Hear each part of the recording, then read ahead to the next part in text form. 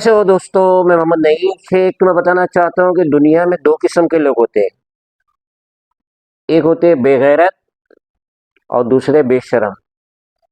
तो बेगैरत का तो हम शुमार कर सकते हैं, जैसे फकीर होते हैं, हम उन्हें कितनी भी झिड़कियाँ दो लेकिन वो बेगैरत होते हैं, जब तक भीख ना ले टस से मस नहीं होते हैं।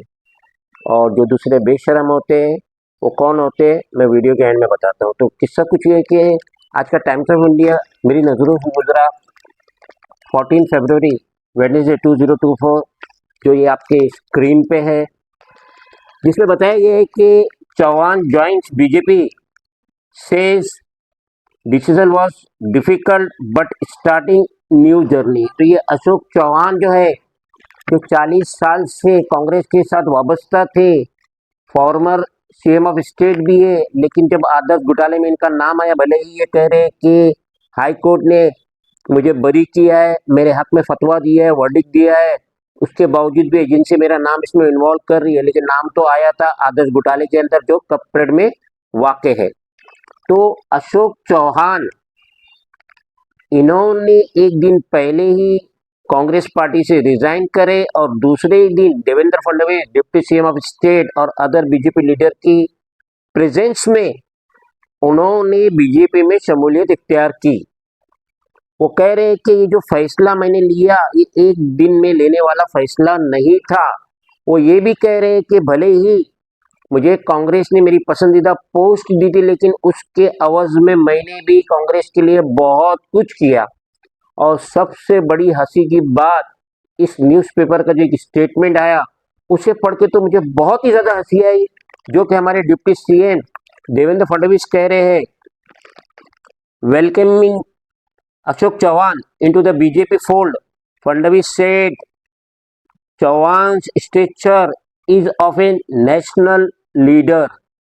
यानी जो अशोक चौहान है, इसका जो कद है ये नेशनल लेवल के लीडर का है। तो हंसी की बात ये है कि अशोक चौहान को तो भी एक ही दिन हुआ बीजेपी में जाके, तो इनका कद इतना ऊंचा है कि नेशनल लेवल का है। और सदियों से देवेंद्र फडणवीस जिस बीजेपी में है और इसी स्टेट के, महाराष्ट्र स्टेट के, ना जाने वो कितनी बार चीफ मिनिस्टर बने, डिप्टी चीफ मिनिस्टर बने, भले ही एक दिन के लिए चीफ मिनिस्टर भी बने, तो उनका कद नेशनल लेवल का आज तक नहीं हुआ बीजेपी में। लेकिन चौहान एक दिन में आ गए कांग्रेस से जम मार के बीजेपी में, तो इनका कद नेशनल लेवल का होगा। चौहान भी आके क्या कर रहे हैं सबसे पहले वो अपना नॉमिनेशन फॉर्म भर रहे हैं राज्यसभा इलेक्शन के लिए, जो 27 फरवरी को होने वाला है। तो चौहान बहुत दिनों से खाली बैठे थे, उनमें बेचैनी थी कि मैं कुछ कर नहीं पा रहा हूं, तो उन्होंने भी पाला बदले ताकि कम से कम राज्यसभा के अंदर तो जाके मैं बैठ जाऊं।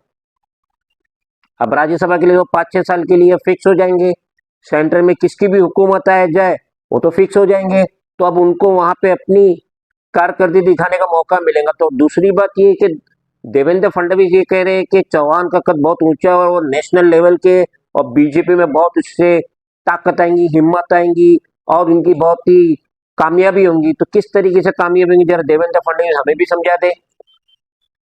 जितने भी बीजेपी के नामवर लीडर्स है, आज वो किधर है?